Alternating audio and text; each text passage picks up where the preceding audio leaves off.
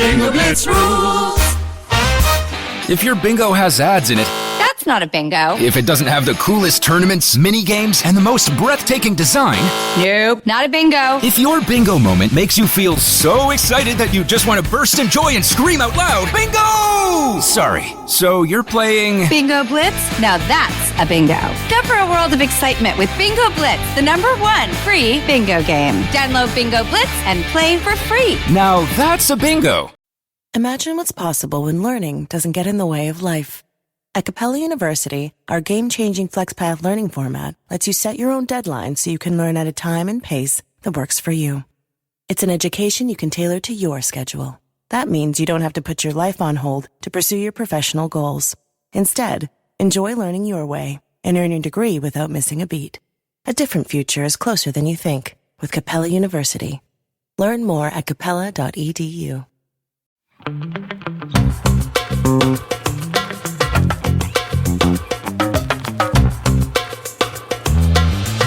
Hello and welcome to a brand new episode of Don't Blame Me. My name is Megan. My name's Melissa. And together, we're a menace and a half. Good. Tasty. What's the finger-licking good one? Finger looking good is KFC. KFC. Good is Campbell's. Is it finger-licking good? To be honest, when I was in high school, there was we could leave. At senior year, we could leave to go for lunch. And there's a KFC behind my school, and I would drive over there, and they had like a kids menu where you would get like 3 chicken strips, a mashed potato, applesauce, and a fruit roll-up and a drink for like $3. And in that case, yes, it was. I think they call it a laptop pack or something because it was like in the shape of a laptop and then everything was in it. I just think that like on paper, what they serve is fucking great. Like I just think that like more fast food restaurants should have I should be able just to like go through a drive-through window and get mashed potatoes and gravy. Like that's fire to me. Like I'm like that is delicious. I don't need actually I do need onion rings. But like there are other things that I'm like I don't need this, but like you know what I always eat more of? Mashed potatoes. I think they should be a year-round food. I eat mashed. You don't eat mashed potatoes No, I do eat mashed potatoes year-round, but like a lot of people think of mashed potatoes as exclusively a like Thanksgiving and Christmas kind of dish. I mean, Mott's doesn't like mashed potatoes, so maybe that's why he thinks of it as exclusively those holiday dishes. Okay. But no, like growing up, like that was like only a thing. Oh, we were eating mashed potatoes all the time. Yeah, Sunday they're dinner. Good. That's what I think. I'm like, that's what I'm here for that. But they're instant mashed potatoes. But they're still, for what they are, they're good. I haven't had it in years. From what I remember, it was good. Well, let's keep it with a fond memory. And we can align with KFC. And we are also finger-licking good. So this is a podcast where we give you wonderful, amazing, life-changing advice. And if you want to call to participate in an upcoming episode, you can leave us a voicemail at 310-694-0976. International listeners, you can send us an audio message at meganpodcast@gmail.com, or you can send us a DM, or you can email us, type it out to that same email address. So for the voice call and the voice memo, you have 3 minutes. And for the written version, DM as well as email, 300 words. So you'll have to remember like 3, you know? The 3 is the through line. And you need to be 18 or over, have your parents' permission. You can let us know your pronouns if you would like, but we do ask and we require that you let us know how old you are because it is very helpful. And if it's about a relationship, how long you've been together, as many details as possible. And the best way to do that is to write everything down and read it out loud, time it out, practice a few times, and then just read it on the call. Make sure that you can sit on it for a day or so to like make sure you have all of the like as much information because we can only go off of what we have. And if we have to like, patch it up or like infer some things, we might infer wrong. And then it might be like, well, this was a waste. And we don't want it to be like, we actually want to help you. And let us know if you're sensitive because we will take that into account despite people just thinking we're ruthlessly mean. Some people, I want them to think that. Well, some people deserve that. Mm-hmm. You'll notice that those are not the people who ever say like, please be nice. Or no, those are never the people who are saying like, you know, if I'm in the wrong, like I can take it. And like those are the calls where it's like, hey, someone ran me over with their car and then like told me I was ugly. Like, you can tell me if I was being a bitch, I can take it. And I'm like, what? In what world did you record this and hear what you said that you went through that you thought that you could be the villain of this story? It's not. No. Well, today we have an update. A very exciting update for us personally. Yeah. So open your ear holes and listen. So take it away whenever you're ready. Okay, so hello. I am from the call. I think it was titled Unforgettable, but it was the one about my friend thinks I'm going to hell because I'm bisexual. So long story short, we're no longer friends, but we still do work together. And so like, I want to say the first week of December is like when I get to switch campuses and not have to be around her anymore, thankfully. But we did have a conversation over text message, which wasn't my favorite because the whole thing is I was never scared of like confronting her because at the point to where she like said what she said, I was like, okay, fuck you, you're homophobic, I don't want to be your friend anymore. But I was scared because the job that we work, it's like, it's childcare, but it's at a church. And so we just know how churches can be with like just gay people in general. So I was like, in the grand scheme of things, I don't want her to like get mad at me because I've never like seen her like angry or like vindictive. So I was like, she could be like, oh, you're gay, I'm going to get you fired from our job. And the only reason I have this job that we work together is because it's like flexible enough to where I can like call out and like do all these things and like it's not super strict. Because the full-time job that I have is also homophobic. And I literally signed, like there's like a contract that make you sign like a sexual health policy thing. It's really bad because they like rope it into a sense of like, oh, we're just trying to make sure like you're keeping yourself like pure and good or whatever. So they include like, you can't have sex before marriage, you can't do this and you can't do that. Yeah. And this is common because the college I went to did the same exact thing. So this is like a thing that I'm used to in the circles that I'm in. So, and the thing is, I don't hate my job because I get to work with kids and I love the kids that I get to work with because I get to work with middle schoolers. I myself, I don't consider myself like religious anymore. I feel like I'm really attuned to like what Melissa says, like I'm just vibing, you know, I'm just here. And so, because it's not like I'm dating anybody, but like me being gay is a factor that like could get me fired. So I'm like, if, what I name her, London, I was like, if London gets mad at me, then she could be like, oh, I'm going to tell our boss, I'm going to tell your boss, I'm going to get you fired. Not that I think she would, but I was like, I need to tell this son because I'm broke and I need this money. So I was like waiting. And taking their money is great. Yeah, it's great to take their money. It's not a lot at all. Like I need a better job, but you know, we're here for now. So I was like waiting. And I also hadn't talked to May yet because what I didn't include is that May doesn't live in the same city that me and London do.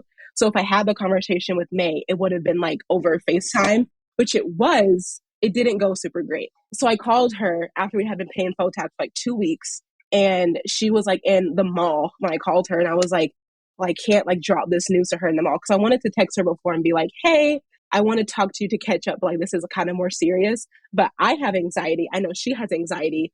And I didn't want to like send her that text message and she like be at work or like somewhere where she couldn't like process this safely. So we were on the phone to the mall. She left the mall, went to the grocery store, left the grocery store, went home to cook. And so I had like a little bit of time to tell her. So I just like dropped the bomb. And I just like saw like her, she like went through the same motions that I did whenever I heard it. She was like, well, I thought she would feel different because of like my girlfriend. I was like, yeah. She's like, I thought she would like, she supported it because of this. I was like, I thought the same thing. And we just like kind of went back and forth a little bit. And then like the conversation like ended abruptly because like her girlfriend called her and like we just never talked about it again, which it didn't really matter for me what she did. I just didn't want to put her in like a compromising position because like we were close friends, like all three of us. So it's like, I don't want to wreck our friendship and make it like harder for May and London to like be friends. So I told her. And then after that, I was like, okay, well, one, I need to switch campuses because the good thing with the job that I work with London is that I can like switch locations because there's one closer to my apartment. But I didn't want to do that because personally I was like, well, you're the homophobic one. Like you're the one that like wrecked our friendship. I don't want to have to move because I like my coworkers. Like I like the kids that we work with. But I was like, I can't be here anymore. And so that's kind of like the point that we're at right now. I saw her last night, actually. It's a lot of tension because I don't think she's like fully taken accept like responsibility for what she did. Because the text conversation basically was her texting me because May was coming into town. She came like last weekend. And usually if she came to town, we would all three hang out together. But the fact that London and I aren't friends anymore, like, throws a wrench in that, but we still hadn't had a conversation. And so she texted me and she was like, I feel like there's like tension between us and like we need to talk about it instead of just like ignoring each other. And I was like, yeah, there is tension. Yeah, we probably should have talked sooner or later. But I was like, at the end of the day, I don't think I want to continue this friendship, which is like the boldest thing that I've ever said to anybody, because I'm a very shy little girl. She's like, oh, I understand. I just want what's the best for you. I'm like, you can't act like all nice and high and mighty right now. Because I'm like, at some point, like, you know what you did. Because she was even, whenever I saw her at work, she'd be like, I just don't feel like you don't like me anymore. Like, I don't really feel like we're friends anymore. I was like, oh my gosh, why do you feel like that? She was just like, she's like, I don't know. We don't hang out as much. I'm like, oh, I'm sorry. I'll be better. Which is like a full lie because fuck you, you're homophobic. You're going to hell anyway, so what does it matter? What does it matter? We're not going to end up in the same place. So I don't think you really care about me. Can't write you a postcard, bitch. Sorry. It'll burn before I get there. Sorry. Yep. And so like she said that. And then like we went back and forth. And I basically said, I was like, at the end of the day, I think we have different thoughts when it comes to my sexuality. And I don't think we can be friends anymore. And she was like, okay, I'm not going to lie. I don't know like where you're coming from with that. Like, I've never said anything bad about your sexuality or anybody else's, which is a lie, mind you, because when we talk about celebrities who like transition or anything like that, she's always just very, she knows what she's doing. And so I'm really proud of myself here. I feel like I cleared her. Maybe it's not that good of a response. I think it was great. But she was like, I don't think I've ever said anything. And I was like, consciously, no, you haven't said anything. But I was like, when you were on Laughing Gas and when I took care of you, you said this. And I was sure to not include May in that conversation because I didn't know like what they were doing. I didn't want to like mix up anything between the two of them. But I was like, you said this, it hurt me. And I was like, I was using this time of us not talking to like evaluate what I wanted to do, which is a lie. I just said that to make her feel like a little bit better. But I was like, whether this is like a conscious thought that you have in your head, like you still believe, or like you used to believe this and don't anymore. I was like, either way, I can't be your friend anymore. And I just like left it at that. And she was like, okay, well, like maybe we'll talk and that might help. But like, I just want what's best for you. So I have left it at that. And now we just passively see each other at our jobs, which is not fun because it's kind of close quarters. But she acts polite, I act polite, and I just do what I have to do to get my paycheck until I can move campuses. Yeah. Good. Yeah. Does people normally say things on Laughing Gas? I don't think homophobic things. I think silly, funny things. No, I know, because I think that like I'm trying to remember because when I got my wisdom teeth out, like I was like I was more under, like IV kind of under, and so that's one where like you don't remember, but like Laughing Gas, like she should I don't know that you don't remember what you say, and so like her whole playing dumb. I also really don't like that. I want what's best for you because I'm like the thinly veiled to me is like, I just don't want you to be gay. I just want you to not go to hell. And it's like, fuck off. Yeah. Like, you know what you're not that dumb. And this whole time she never apologized. And that's how I know that because number one, she never apologized. And number two, because like this conversation was happening through text message. And I found out later, I'm like 90% sure that while she was having this conversation with me, she was hanging out with May in person. Because like the timelines of like her being here like line up. And I know that she knows she was wrong because it was like 5 to 10 minutes between like our replies before I told her like exactly why I didn't want to be her friend anymore. And then she didn't reply for hours. So I'm like, you fucked up. Like you can't, number one, you can't talk yourself out of this because you still believe this way. And like you have nothing to say. And so, it's her loss. Yeah, it is. Totally is her loss. Yeah. And I'm proud of you for standing up for yourself. My therapist was proud of me. I was very proud of myself. So I appreciate that. And I will say the like calling in really helped because a lot of like things that I didn't even think of about like just feeling bad for like not recognizing the warning signs earlier. And also just like letting myself be so comfortable around her. But I was also like, this was my friend. Like she just bamboozled me into thinking that she was like a different person, which is not my fault. Yeah, we don't assume the worst about friends. Like that's like you will naturally give people the benefit of the doubt that you're friends with, like not consciously, because it's like, well, of course, like they become safe people. Yeah. Like it's just like you wouldn't even think of that. I don't know if I said this in the original call, but I just looked it up to see if she does. Did I mention anything about Andrea Russett and Sandra in that one? Yes. Okay. Because I was going to say, I looked it up and Andrea has almost a 30-minute video talking about like all of it. Mhm. And it very like matches very similar in the sense that like Sandra won't even apologize because in her belief system, she's like, no, if I apologize, then then I'm taking back what I truly believe. And it's like the most condescending. And I didn't grow up with this kind of religion aspects at all, but she does talk about in like the frustrating sense of like this holier than now person who's just like trying to like be like, oh, like this, like, no, I just want what's best. I just want all of these things. And where it's like I'm not even fighting with someone or having a conversation with someone who is like a human. Like they're treating me like they are this entity that is so fucking above me, that is like so belittling and patronizing. So I would recommend that video, and I fucking hate people like this. And the thing is, like, this situation had just shown me like this is probably what's gonna happen once I like quit my job and like be like out in public. Because the thing is, I have like a great support system of friends who like love me and like care about me and all that stuff. But also so many people in my life right now who are like, I love you, I will do anything for you. Like, I know like whenever I do like come out publicly and be like, oh my gosh, I don't support this, like I love you, but like I can't be around you anymore. I'm just like, this is just the beginning of like a long trend of things. And I just hate that she was the first one. Because the thing is, I wish I hated her. And like part of me does because she's horrible. But I'm also like, she's so kind of funny sometimes. And I think I would feel differently if I didn't have to see her all the time. It's just not fun. But that's what you get whenever you're homophobic. Because now all her friends are going to be boring. Yeah. You know?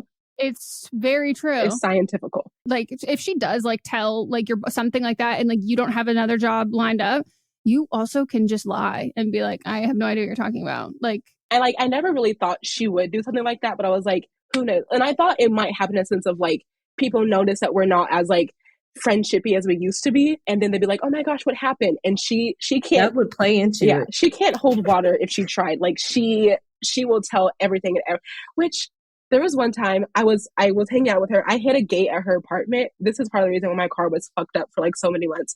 And she told you hit a gate? I hit a gate. A gate, like one of those automatic gates. The gate hit me. And this should have been my first red flag, is because I was embarrassed. I didn't want anyone to know.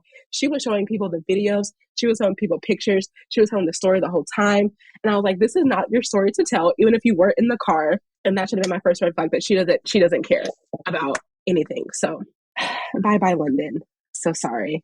Actually, I'm not sorry, but no, it sucks when like people like that you like for better, like they're like they have traits, whether they're funny or like they're fun to hang out with or whatever, that like I think are harder traits to have. It's a lot easier to just like not be homophobic and like, but it's a lot harder to have a sense of humor. And it's like, if you have all of these other things that you check off, and then I'm like, you're gonna go down by being just like a bigot, like that's gonna be what takes you down. Like, God, like you have the cards to not be this. Like, you could be very cool and awesome. And so like mourning those kinds of friendships is like, wow, that sucks that like that is the hill that you are willing to die on. That like that's the belief that you're gonna hold on to. Like, fuck.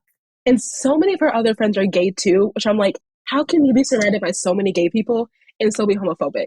So part of me thinks that she's gay, she doesn't want to accept it, but I'm not gonna be here for your journey because you dug your grave, so now you have to go lay in it. Sorry, not sorry. I thought that the whole time.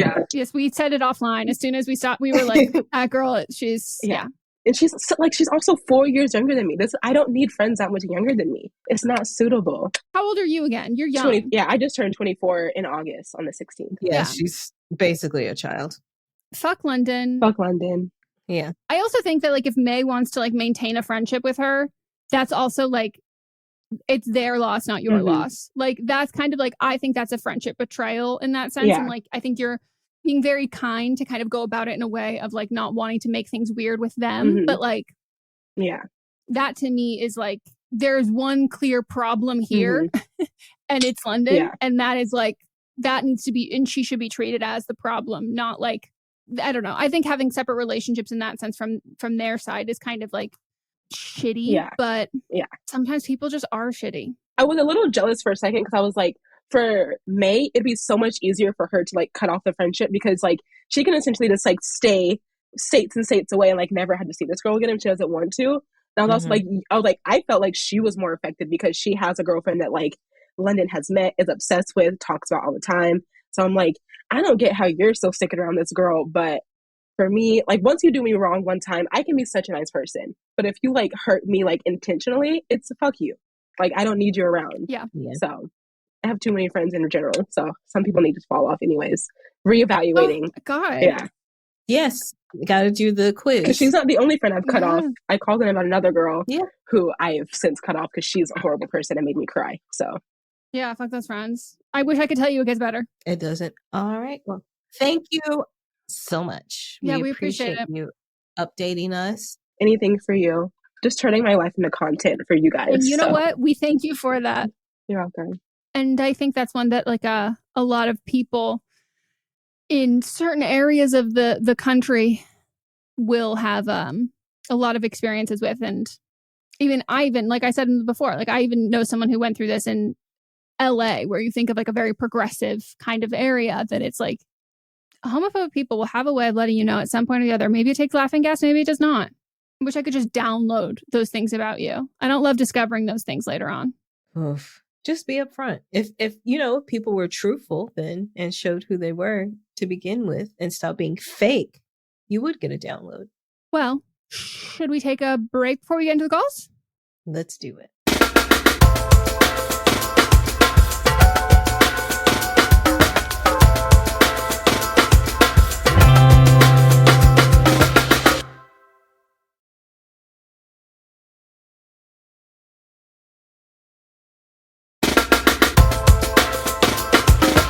And we're back, and it is time to get into the calls.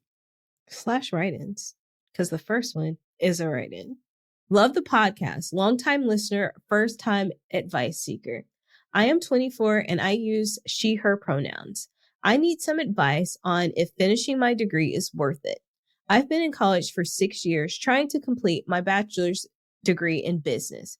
I've gotten good grades since I started college up until 2021. I've been stuck trying to finish the last course I have left to graduate. I took the class twice already and failed both times. I'm burned out and I've had a difficult time trying to focus. My time in college has not been ideal and has greatly affected my mental health. I feel so lost and I'm not sure what to do. I switched my major many times, so it's taking me longer to complete my degree. But I've reached the point when I'm ready to be done with school. But there's the other part of me that feels dumb that I haven't finished the last class. I don't want to feel like I wasted my time all the. As a podcast network, our first priority has always been audio and the stories we're able to share with you. But at Realm, we also sell some pretty cool merch, and organizing that was made both possible and easy with Shopify.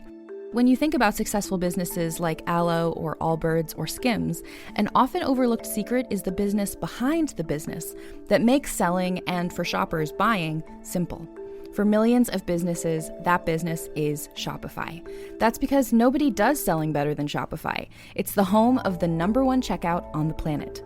And the not-so-secret secret that's definitely worth talking about is that Shop Pay boosts conversions up to 50%. That's more happy customers and way more sales going. If you're hoping to grow your business, your commerce platform better be ready to sell wherever your customers are scrolling or strolling, on the web, in your store, in their feed, and everywhere in between. Businesses that sell more, sell on Shopify. Upgrade your business and get the same checkout we use with Shopify. Sign up for your $1 per month trial period at shopify.com/realm, all lowercase. Go to shopify.com/realm to upgrade your selling today. Shopify.com/realm.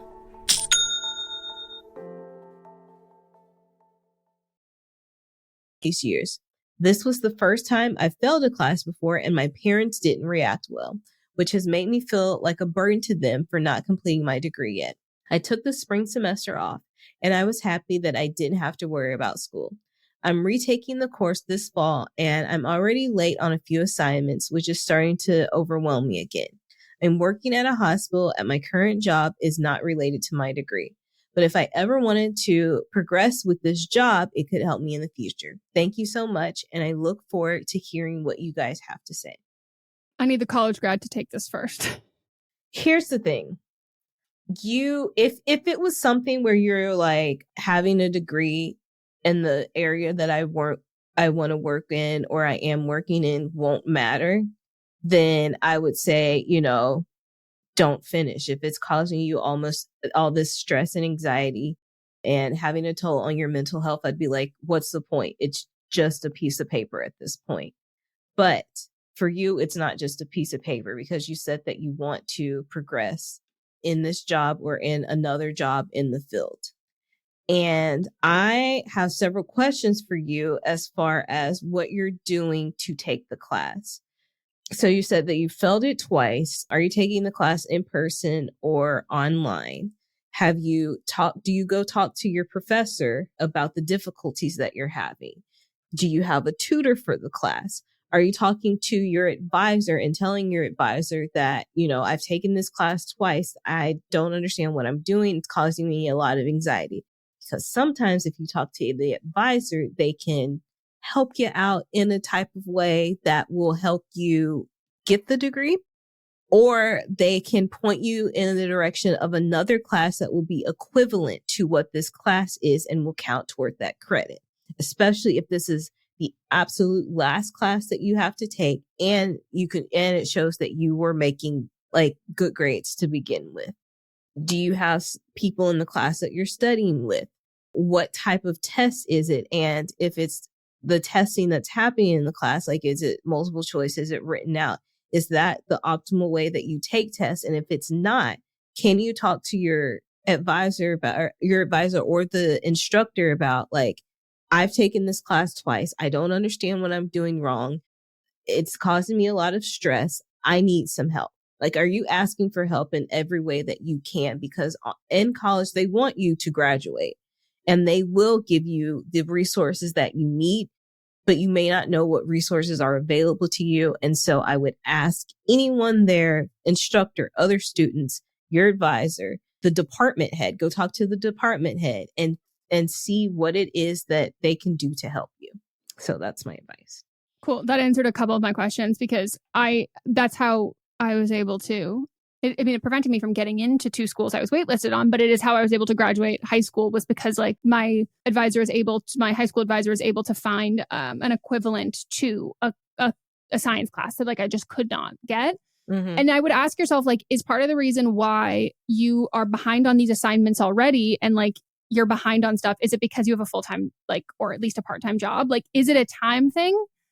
And is that a necessary aspect of it? Because if it is, and you're like, I just don't have the brain power, it's something that's already hard for me. And then like, I don't even have the time to kind of do all that stuff because I have a full-time job. And it's like, I'm not going to quit my full-time, or I'm not going to quit my part-time or full-time job that is in the, like, what I want to do. I don't want to quit that, because then I'm like starting from zero and it's already really hard to get a job there. Then I would really advise, like, this could be a teacher issue. Like, have you talked about like switching to a different teacher to do that course? Is there a community college class that is an equivalent of that? Specifically, is there a class over the summer that is that? Like, because there are, like, for somebody who like had a hard time academically, I had to do, I don't know if I ever did like official summer school, but I did, like, knowing there were certain classes that would be really hard. You could take a community college class during the summer that would, at least in high school, that was like equivalent to a high school course, because it was like people were jamming those things in the summer, that you could have something that might be formatted slightly different than it would during the academic school year. I will say, for an upper level class, when it's probably the one that she needs to graduate, it's probably the one that they need to graduate. It probably isn't offered at a community college level, but it may be offered in the summertime. And summertime classes, because it's a shorter amount of time, it can be better for, like, for example, I took my organic chem classes in the summer because I knew that it's notoriously hard class. 2, an instructor that I knew was teaching it. And 3, because the classes were shorter, the labs were also shorter. And so I could just like plow through it, and like my attention span, because class, instead of it being like a Monday, Wednesday, Friday class, it was every day of the week. And so I could focus on it better. Yeah. So yeah, I really think like, go talk to the people in charge and they will have tips for you, because they want you to graduate. It's not like some place where they're just trying to milk you for money and want you to keep failing classes. They want you to get out of there. Yeah, it helps their statistics for like they want a lower amount of years for graduation rates. And I would just reiterate what Melissa said. Like, I strongly advise that like you get this degree because it is hard right now, but this is the easiest time for you to complete the degree. It will only get harder, specifically because this is a class you're having a hard time with. That like the more time and space you take away from this, the harder it's going to be to hop back into it. So like, I think right now, utilizing all of the resources that you have, I don't think you will ever regret finishing it.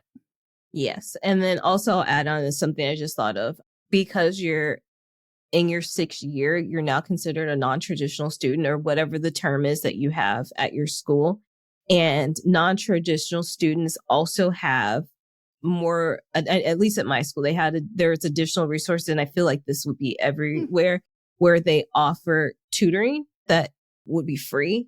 They also, if you're just trying to finish this one class, there might be scholarships that are available to you as a non-trad student. And then also they will help you find jobs too, if you don't want to be in this job anymore. I actually, at my school, I was working in the non-traditional, because they paid the most on campus. It was the highest paid campus job. And there are students just like you. And we had a whole bunch of resources for them. Yeah, I think that like where there's a will, there's a way. And something I like think about is like, there are people who graduate colleges, specifically athletes. There is a whole system of like ways to get college athletes who are spending all of their time doing their sport and not so much time doing academics, like depending on the sport, that it's like they want everyone to succeed. They've already set up these avenues for people to graduate and succeed that aren't necessarily acing all of your classes and passing all of your classes in the most traditional sense. Like they know everybody has different capabilities, and it can be hard when you're not an athlete to think like, oh, well, that's what they bring to the table. That's why they can have these different treatments and have these different things that like help them succeed. But at the end of the day, like these schools are institutions. They want lower year graduation rates. They want you to succeed because they want you to donate money to them afterwards. And so just know that they are looking out for you. And I think we should all have the confidence of a college athlete, you know, because they are making money off of all of us. All right, next one. Hi, Meghan and Melisa. I'm going to jump straight in. I'm 30 years old, and I have been in a relationship for 7 years with my boyfriend, who is 33 years old. I guess because I turned 30 recently, I've been thinking a lot about my future and kind of started panicking a bit about goals that I want to achieve. The conversation about marriage came up. I brought it up because my boyfriend never seems to do so. We have already discussed that he is more focused on his career and feels like he needs to still figure out what he wants to do, how he can achieve his goals, and not so much spending any thoughts about our future together. I know he loves me, and I love him very, very much. We are a great team, and I love life with him. This is the reason why it irritates me so much when I hear him say that he doesn't feel the need to think about our future together because he is happy the way it is. So he is more focused on the parts of his life that, according to him, still need improvements. I know that I'm much more of a family person than he is, and I do like the idea of celebrating our love in a traditional way, making it official, being husband and wife. And even though we are both not ready to have kids right now, I also do see us having that at some point. He said that he has negative feelings about marriage, maybe because of his parents' divorce, and that he doesn't necessarily want that ever. We had a long and emotional talk and decided to give couples therapy a shot. We don't really have communication issues, but I don't know, maybe a therapist can put things better in perspective for us. I really feel my heart aching when I think about losing him. I really can't imagine life without him, but also I'm very scared and not sure if I can give up my wish of marrying someone, because currently I'm at the point of feeling frustrated whenever I see couples getting engaged. I would love to hear your thoughts on this. Thank you. First of all, I'm so sorry that takes a toll on you, because I think specifically, like, I really don't like how he's like phrased this and like has kind of like defended his point, because to work on a relationship and to think like, oh, this isn't something that I like need to work on. Like, things always get better. It's not that there has to be like a problem there, but like, I don't want to be stagnant. Like, I don't want like to never grow. Like, I like the fact that when you're with someone for when you choose to be with someone for the rest of your life, like you're making that active choice to like love them more every day. Like you're always wanting to be better and to like be happier and to do all of that. And that doesn't mean that you're unhappy or things aren't good, but to kind of just like write it off that like you're a box that's been checked that you don't have to think about again. That's just inconsiderate to me. And like, no matter how much you love life with him, I would be really hurt by that phrasing, because to me, that would just be like, I don't consider you or think about you because I don't have to. And then it's like, so then would I actually, do we need to be unhappy for you to put the time and effort and energy into this? It doesn't feel like a priority. And even if that's not how he meant it, like I would take like that like the phrasing of how he said this would really hurt me. I think couples therapy is a great call. I think like it's very valid for some people to not want to get married. I don't think it's cool for someone to say, I'm really focused on my career. It's not a big priority for me. But then to follow up, maybe I never want to get married. Like, that's not cool. Like, you need to have if you never want to get married, then you have to say you never want to get married. But the kind of stringing along thing, he might not know what he wants, but then like he needs to figure it out. And then that needs to become a priority, is figuring that out. Because I don't think it's fair for you, because you're kind of holding on to this limbo. And I'm never going to tell someone that like, because you want marriage and your partner doesn't, like you should leave because you won't be like, you honestly, like leaving and breaking up, that might be devastating to you. And like, you might be hella fucking unhappy. And like, it might be easier for you to kind of move past the notion of what you had wanted for your life was marriage, when depending on where you're located, it can be, whether it's a party or it's a piece of paper or it's something that is like legally binding thing that affects like your taxes and affects all of those other things and like medical stuff. And so like, I think like logistics aside, if I were in your position, I would tell him, I need you to figure out if marriage is something that you are going to want ever, or if it's not something you're ever going to want. And while you take the time to figure that out, I'm also going to take the time to figure out if that's a deal breaker for me. And then we'll come back and we will talk, like, let's say like 2 weeks or something. We give each other to kind of think on this, or a week, whatever it is, not long. And we're going to come back and we're then going to talk about this in therapy. Like, this is going to be the place where we speak about it, because you're both allowed to have strong feelings about this, and it's allowed to be a deal breaker for the both of you. But you're not allowed to even process if this is a deal breaker for you, because he's not even telling you if it is a deal breaker or not. Like, it's just so wishy-washy that it's just not, that's just really not fair for me. Like, because I always think that I can get through anything, but I need to start the process. And like right now, the process hasn't even started. So whether that's like getting over mourning the life that you had thought and mourning a marriage, but you're still going to stay in the relationship, or if it's mourning this relationship and leaving this relationship to get like what you want as like the final outcome. But I do think that having like parents with like a shitty relationship, which like I understand, like I think using that as I'm not sure if that's made you not want to get married, that's totally fine. But to kind of use this as like I don't know, maybe to me that just screams like you've not done the work. You've not unpacked your own traumas here. And so like you're kind of throwing it up in the air, hoping it's going to land where it's supposed to land. But like you actually have to put that work in there. Like if your own past and your parents' relationship is holding you back from like making a definitive decision about your future, it is not like the person who you're with who's going to change that. Like he actively has to work on that and has to change that. And I think that is a really good thing to do in therapy. I think when you're in a relationship with someone, it shouldn't be on the back burner. Like it shouldn't be something that you're like, I just don't want to think about our relationship. So because things as they are, they're stagnant. And I don't think that this relationship needs to have any growth. And in any relationship, there should constantly be growth. People should be trying to better themselves. And I don't understand why he can't be focused on his career, but also focused on you.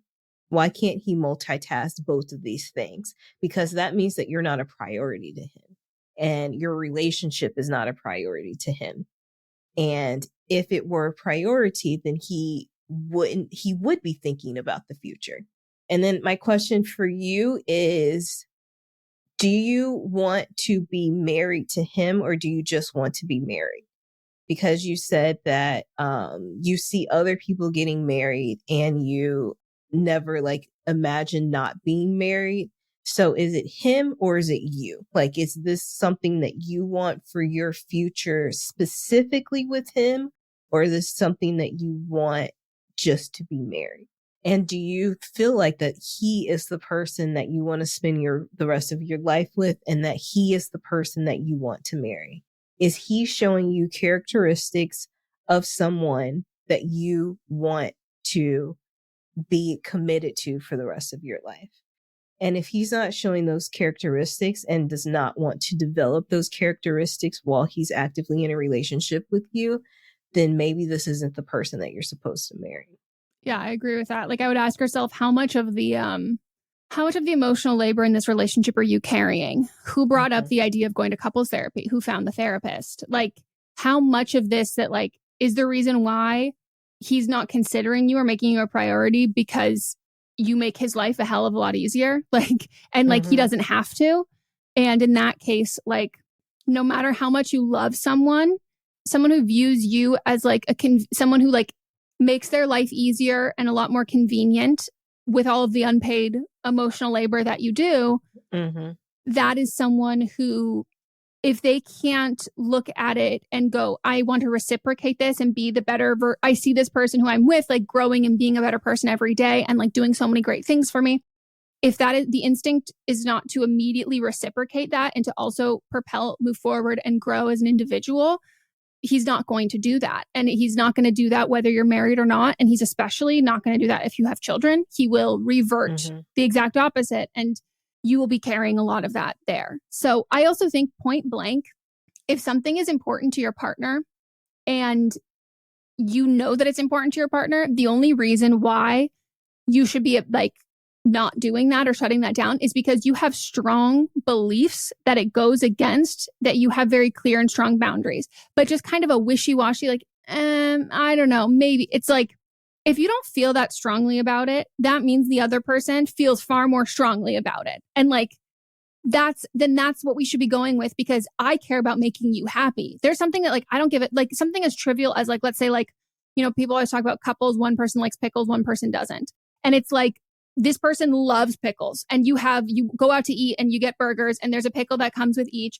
And they're like, oh, are you going to eat that pickle? Like, I love pickles. I would love to have that. And it's like, I don't know, maybe. I mean, I don't really like care that much about pickles, but like, I'll let you know. And it's like, what? Like, you know how happy this would make the other person and you know how much they care about it. Clearly, they care about it more than you do.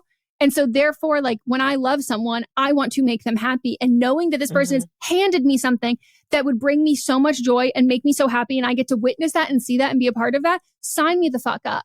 But like kind of dangling it in front of that is, I think, cruel, because you clearly don't care enough about it or have enough disdain for it to have a strong stance. Yeah. And like when I'm in a relationship, I like to take care of my partner and I like to also be taken care of. And I understand that every day it's not going to be like a 50-50 thing. Some days it's going to be 40, 60, whatever the fraction percentage is. But at the end of the day, we should both have each other's back and should be making each other better and not worse, or making the other person just sad and not. And when you get to the point where you can't give the other person something that they want and is a deal breaker for them, then that's no longer the person that you should be with.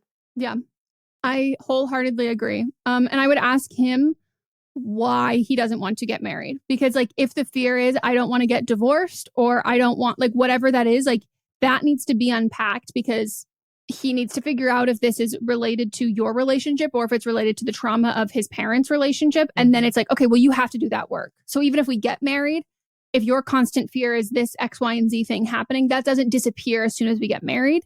Like, it's, because anybody can leave your life at any time when they don't. And I feel like you should go into marriage as if like, it should be like, if you're not happy, I don't want you here. Like, I don't think like you should go into a marriage and be like, we're just going to stick it out because we're supposed to stick it out.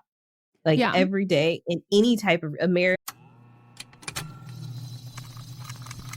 Contained herein are the heresies of Radolf Buntwine, erstwhile monk turned traveling medical investigator. Join me as I study the secrets of the divine plagues and uncover the blasphemous truth that ours is not a loving God, and we are not its favored children. The heresies of Radolf Buntwine, wherever podcasts are available. Any friendship, like if problems arise that neither one of us want to fix and we're not happy, then we shouldn't be here. Yeah. And you shouldn't go in just thinking negatively about what the relationship is and just like, I don't want to get married because I don't want to get divorced. That's bullshit.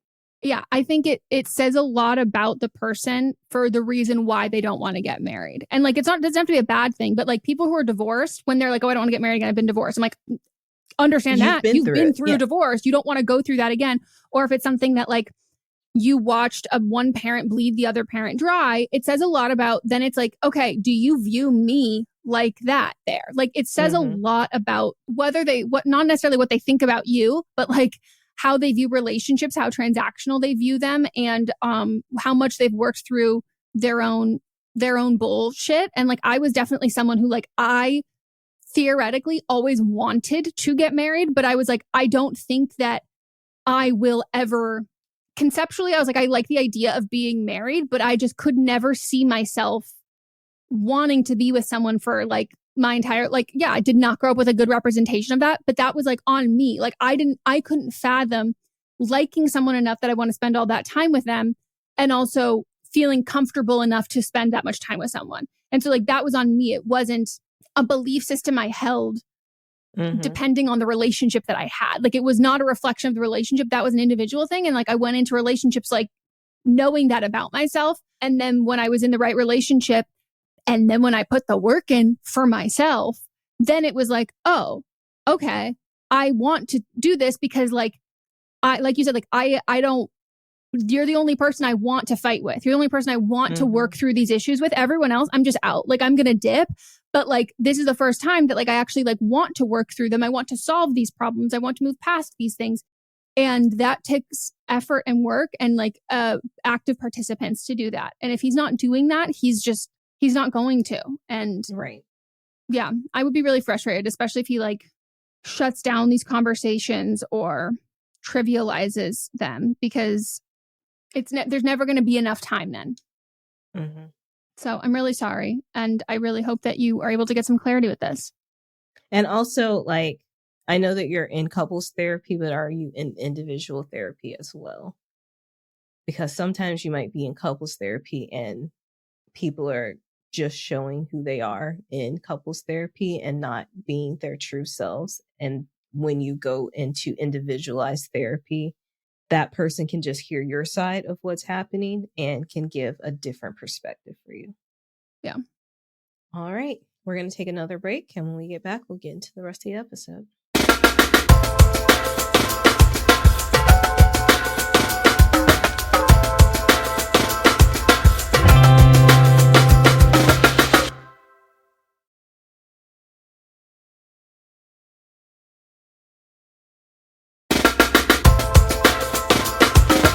And we're back, and it's time to get into the rest. Hi, Meghan and Melisa. I need advice on how to tell my friends that I might be getting back with a guy that they don't like. So I'm 28 years old, and I've been with a guy for a few years, but only seriously for like 2. He's almost 41 years old. I lived with him at his apartment for a while, but I moved out a few months ago for space, but we still remain together. We've always had an up and down relationship, and we will argue. My friends have never liked him, and they make that quite clear to me. About 6 weeks ago, things just got a bit too much for me one night, and I ended things with him, and it did feel quite final to me. When I told my best friends, they obviously checked if I was okay, but then they celebrated. One of them stood up and was dancing around and spoke about having a breakup party. It did make me feel quite rubbish, but as time has gone on, I miss him. I have met up with him a few times, and it's been really good, but I haven't told my friends this. Now I'm stuck. I feel a bit embarrassed if I get back with him because of their initial reaction. They were clearly happy it ended, and have been so supportive of me since. I'm worried what to do if I do end up back with him. I don't want them to be mad at me. How do I approach the situation? I don't want to continue to lie to them. I'm just a bit stuck and can use some advice. Please be harsh if you need to be, but then I also might cry. I love you both and the podcast. Bye. With love, we're going to be very harsh, my girl. And it's not just because, like, you told us we could. No, it's because we love you. Yes. We deeply love you. You didn't give us any specific reasons as to why they don't like him. Because the reasons are valid and you don't want us to know, or they don't even need to tell you what the reasons are. You already know. Like, it doesn't even have to be a conversation here. Like, there's a miscommunication here. Like, there's this. It's like, you do not discredit their feelings about him because they are, you know that they're valid. And the whole, like, what should I do if I end up back with him? It's like, just don't. Like, this isn't like, you're not going to fall in his lap. This does not need to be something like this. But like, I'm just going to tell you right now, a tumultuous on again, off again, up and down relationship with a man who is over 10 years older. Over 10 years older than you for years. And it was only serious for 2 of those years. And you live together and then you move out and you know, all of those things. This is not your person. And like, this chapter closed so long ago. And that's why it's so up and down and tumultuous. Like, when we keep revisiting like parts of our life that we have lived already, and like we've gotten everything out of them, that we've like got this life experience, and we keep going back to it, it doesn't move forward. It doesn't progress. Like, we're going back and looking at the memories again and trying to relive it and just play house and do those things. Like, there's a reason why this is doing that. It's because like you're drinking spoiled milk. Like, expiration date has already fucking happened. That's the reason why. And especially like having this like shift and change in heart in 6 weeks. Like, this is because you keep staying in contact. You keep talking. You go back. Like, you can only miss someone when missing is a crucial stage in moving on past someone or a breakup.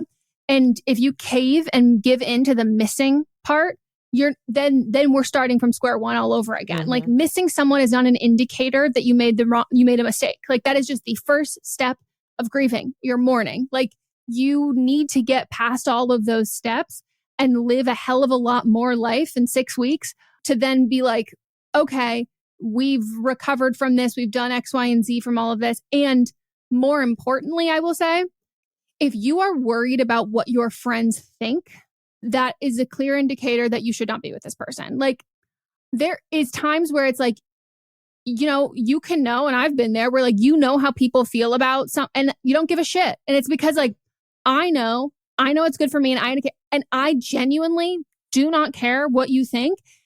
And then that is like, that's all there is to it. But if you are worried about their perception of you or him or what this means or anything like that, that is an indicator that you trust and believe them, and or you know that their grievances are real, factual, and that there has been there is nothing you could say to change their mind. There is none of that. Like, all you can do is essentially prove to people by being in a much healthier and better relationship and having them see that.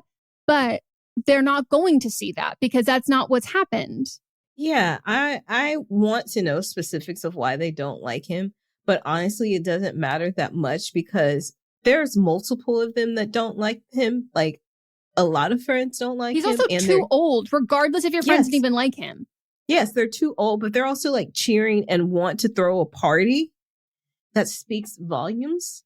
And so like, for you to be on and off with somebody that is 40, 41, almost 41, while you're in your 20s, this is not it shouldn't be this much work and this hard where you have all this back and forth and you can't decide what you actually want. And you lived with them and then moved out. Like, that's not a good sign. That's not a good sign at all, because that means that you weren't ready to spend your life with this person. And it's only been a few weeks, and let's say like, you're like, no, this is the one. What work have both of y'all done to make sure that this is actually the one? Like, this is the person that you're supposed to be with? No work. You haven't had enough time to do any work to better yourselves. And that it's not going to get better if y'all are fully in a committed relationship. You haven't even stopped talking during any of this time. Nothing has been fixed. It's just that, like Meghan said, you miss each other. And so you've never had that reset.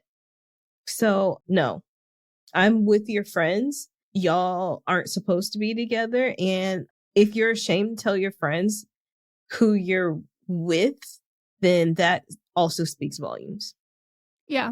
And just know that, like, you've heard so many calls on this podcast of people who their friends are getting back with toxic relationships. And it's like, how do I support the friend? And like, at a certain point that like those friends might not be able to stay your friends at this time. Like, it might be too hard for them. And it's, who do you want? And what do you want? Like, moving forward, like these people who so clearly care about you so much. And like, sometimes I think that like when our picker is wrong and our friends have a gut feeling about someone, even if you wholeheartedly disagree, humor them. Don't talk to him for 6 months. See what happens. See how much better, like, see all of those things. Because you are so in the thick of it that like at that point, like you need someone else to be your eyes and your ears and your decision maker and your brain. And like, if you care about your friends and you love them, if you made like a list of all of like the things that, how the ways they have treated you and all of that, and you compare it to him, who's winning? And like that, like a relationships all are based in the same things. And then some we may or may not be adding romantic or sexual aspects to. But if he was just your friend, would you tolerate these behaviors? Like, where is this coming from? And notice that like, if you wouldn't take this behavior from a friend, you can't take this behavior from him. And then knowing that like, the more you accept the behavior and your friends watch you accept it and accept it and accept it, you're leading to your own destruction in the sense of you will start accepting poor behavior from other people as well. You can't keep it isolated in one aspect of your life. And like Melissa said, like moving out after having lived with someone, I think is the clearest fucking indicator that it's not going to work. Because when you live together, the whole point is you make things work because you live together. But like, if you can't, then you can't. And it's not like, okay, well then we'll just date and like never like live together. Like, this is not to be like cheesy, but like, is this a story that you envision telling people? Like that when you like, what if you like make it work and you do like, do you envision this? Like, is this a story that you want to tell? And also, do you envision these friends being at your wedding? Like, do you envision this? Like, how do you see all of this going? Because I promise you that like to sacrifice everything in your life, your friendships, like your future, all of that for someone, like that person better be better than any other person you've ever met. But like, he's not. To put yourself and put the other people that in your life through all of this for something that like ultimately you're just trying to hold on to something that was once good and that was once exciting. Like, let that be what it was. Because the more you tarnish this with like the furthering and trying again, those good memories are going to become fewer and fewer and fewer. And you just need the space. Like, you need the time and the fucking space away because you're not letting yourself actually get past step one. Right. I personally do think that if somebody moves in with somebody too quick and they move out, like they realize that they like, this isn't going to work and they move out, I do think they can come back from it, but you have to figure out why things didn't work and again, work on yourself and then go back to it. But like years, 6 weeks, like, yeah, it's got to be time. There's got to be some time between. I would even say like 6 months could be it, but like, depending on where you are in your maturity level and how much work you're putting into figuring things out, but like not a few. What's up, everyone? It's Noah Daniels. Hey, y'all, I'm JJ. Hey, guys, it's Kat. And we're your hosts of the Real Hauntings podcast, where we bring on guests who share their first-hand encounter ghost stories and supernatural experiences. Now on to the trailer. I've been warned to not tell this story, but I think because of the way it ends, it's okay to tell this story, because some people say that with certain entities, to like speak of them or talk about them or in any way like portray them as powerful will attract them to other people. The creepiest thing about it to me is a lot of times it would wait for me to notice it. Like, it would just lay its arm out like this, and then I'd be like, where is it? And then I'd see it, and then it would just slither back. For more information on the Real Hauntings, Real Ghost Stories podcast, make sure you check out real.fm to learn more about our podcast and many other amazing podcasts. Weeks. No. And if this is only serious for 2 years, you said, but it had been going on longer than that, that puts you at 26. And let's say if it's 4 years total, you're at 24 and he's in his late 30s. This man has already taken up far too much time. He's taken up too much time of your life, and he does not deserve any more time here. And like, if you're going to date someone so much older than you, they need to have all of their shit sorted out. There needs to be no problems. They need to be like the most therapized, mature, favorite person your friends all love. They need to have a condo. They need to have multiple cars. They need to have a vacation home. Like, they need to have like absolutely anything and everything, and have absolutely nothing wrong with that. Like, it needs to be like coasting. Like, if you're going to do that, and he's not that, and there's a reason why he's dating people younger, is because he is not up to the level of his peers. And he's not even up to the level of your peers. Right. And that's fair point. That's a fucking flag. That's not even a red. That's just like, you're seeing red everywhere you go. There's not even an outline of a flag. It's just everything is fucking red.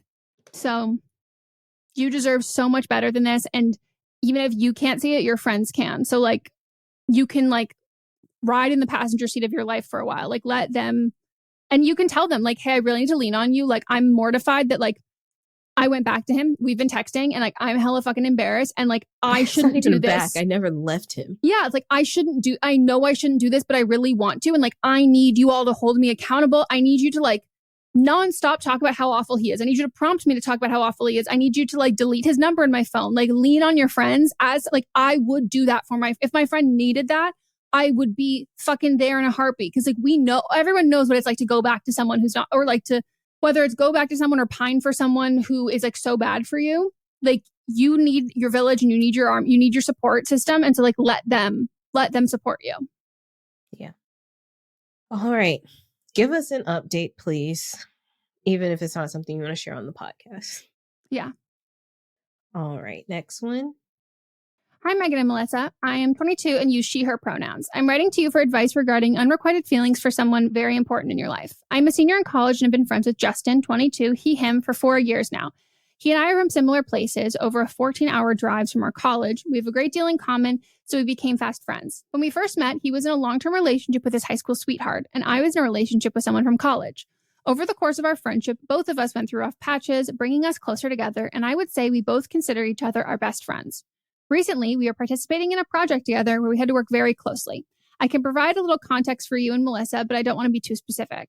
This project had some pretty heavy subject matter that hit home for both of us and made me realize two things. One, I needed to step back from this topic, and two, that I had been suppressing feelings that I have for him.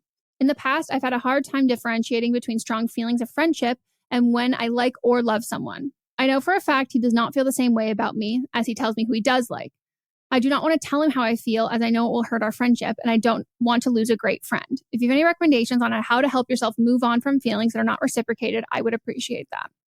I mean, okay, so I don't want to give like false hope, but like, some people say they like someone and they like don't know. You know what I mean? Like, it could be not an option. Yep. And like, I have done that before. Like, I've so done that with people, especially because I'm someone who chronically dates friends.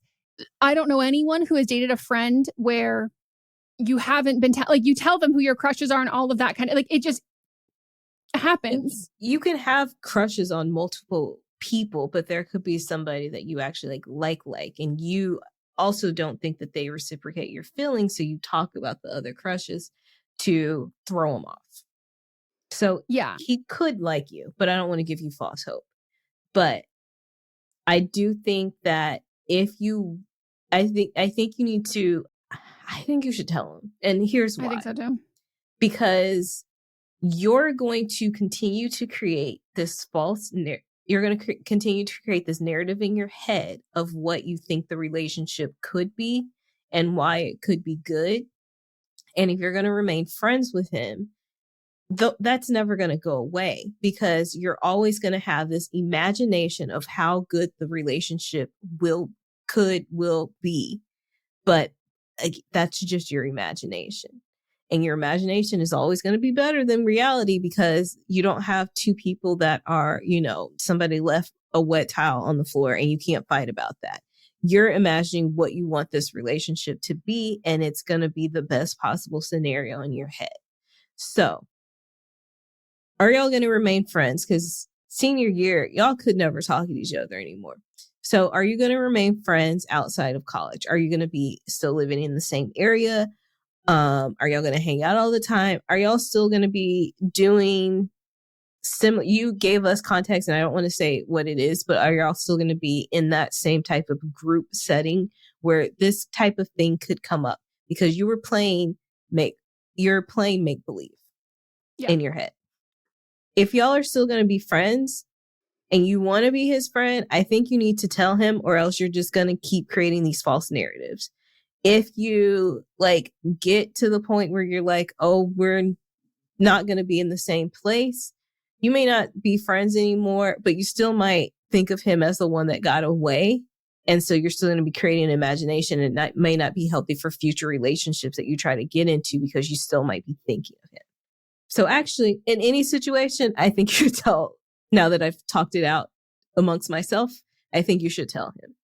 I agree. The friendship will be ruined either way because you will have to take it because he's your best friend. Like, this is a difference between having a crush on a friend versus like someone who you're really close with, because the only thing that has shifted is now you're attracted to him, essentially, or like assumingly that. So you've already gotten to getting to know him. Like you've gotten the emotional aspect, which I think is harder.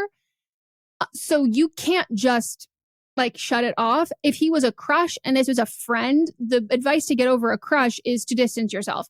You can't distance yourself from him without that affecting your friendship.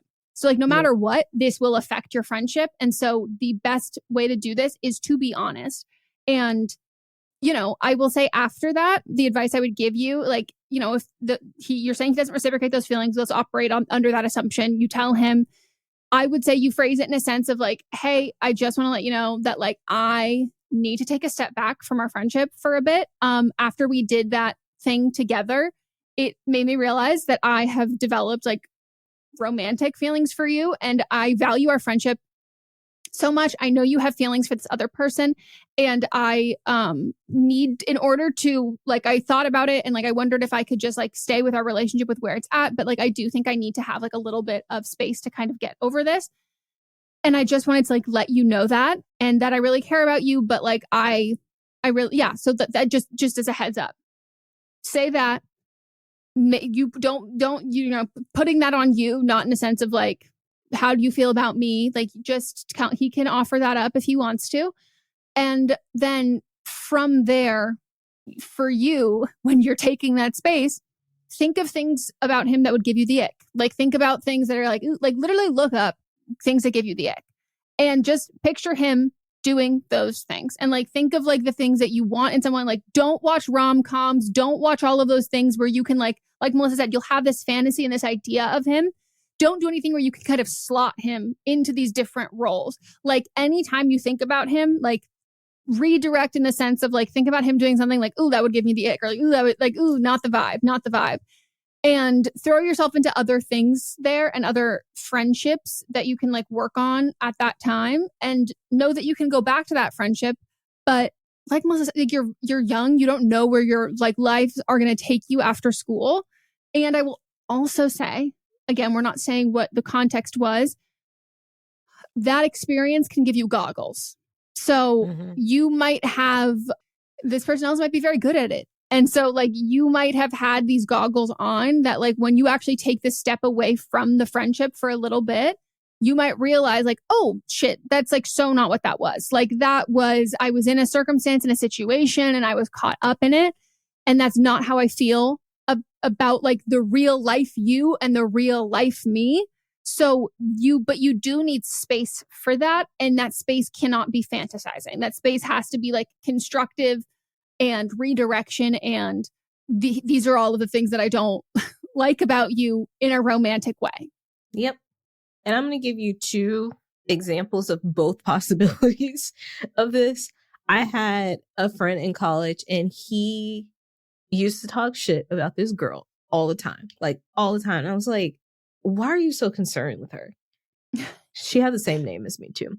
I was like, why are you so concerned with her? He was in love with her and he was trying to fight the feelings, and they are happily married now with multiple children. Like, it was just like he wasn't being truthful for what he was feeling. He finally told her and they were good. Then a specific situation with me, I had a friend that we were very close. One of these friends, like, we would drink together, like, in our friend group, and like whenever people drink together, we all got a little flirty and touchy. For some reason, I was straddling him, and and he was like, "Why haven't we hooked up?" And I was like, "I don't think of you in that way at all." Despite the current situation, yeah, I was just like, "We're having fun, we're just hanging out." And then like now we are still very close friends, but he is truly like my brother. And he calls me his sister, and he is married to another one of our friends was in our friend group. Like, and they have beautiful children, and they are a great couple. So like, there's different, scenarios here, and it can turn out one of two ways. If he's your actual friend, you're still going to remain being friends. Yeah. And like, you could date, and then you also could break up, and like things could go well, and then they don't go well for a bit after there. But I think holding on to a relationship to where it's at that current point only works if both of you are at that current point. You're not at that current point anymore. And so like, there is no holding on to what it was. So what can we do moving forward? Yeah. Well, best of luck. Let us know how it goes. And yeah, I would also say, I don't know how recently you've done this thing together, but I would at least give it 3 weeks before you even say that you have feelings, because like those might completely go away. Yeah. All right. Well, that's the end of the episode. Wow. Amazing. Wonderful. We hope you all enjoyed. If you did, please leave us a review. You can go to Apple Podcasts and leave a review for the podcast. You can also use Spotify to leave a review for specific episodes. And as always, or maybe this is your first time listening and you did not know, we have a whole multiverse of other podcasts. Once you subscribe to this feed, you will get all of them. So tomorrow we have See You Next Tuesday. We skip Wednesday, so you can... Actually, this Wednesday, you might get the episode early because it's Thanksgiving week. And Oh, yeah. So you might get... Don't hold her to it, though, everyone. Don't hold me to it, but no. You might get But Am I Wrong on Wednesday and no episode on Thursday. We'll see. Then we have Thursday, or maybe this week, Wednesday, we have But Am I Wrong, which is where we ethically shit talk, as well as Fisting Friday, where we read the results of the episode prior of What Am I Wrong? But we also, sometimes chitty and chat. And it's a wonderful, amazing, fantastic time. And what a wonderful slate of content for you if you are spending time over the holidays with people who you dislike. Throw a little AirPod in there, put your hair down. No one will know the wiser. We'll just be us. right in there. Yeah, hang out with us. We'll chill with you.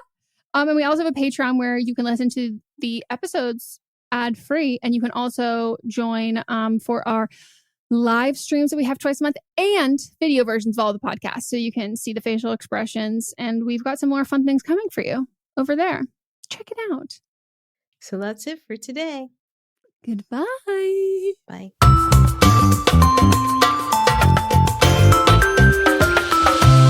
Don't Blame Me is a production by me, Megan Rinks. And me, Melissa D. Montz, plus Diamond Imprint Productions. Post-production sound and editing by Coco Lorenz. Production assistance by Melanie D. Watson. And music by Giacomo Picasso and Ryan Hunter. Listening to a podcast should be time well spent. And I promise it will be if you'll give this podcast a try. It's called Something You Should Know. I'm the host, Mike Carruthers, and in every episode, I talk with leading experts on topics I know you will find fascinating. From why people can't keep secrets, what your favorite music says about you, why your pet acts in strange ways, and so much more.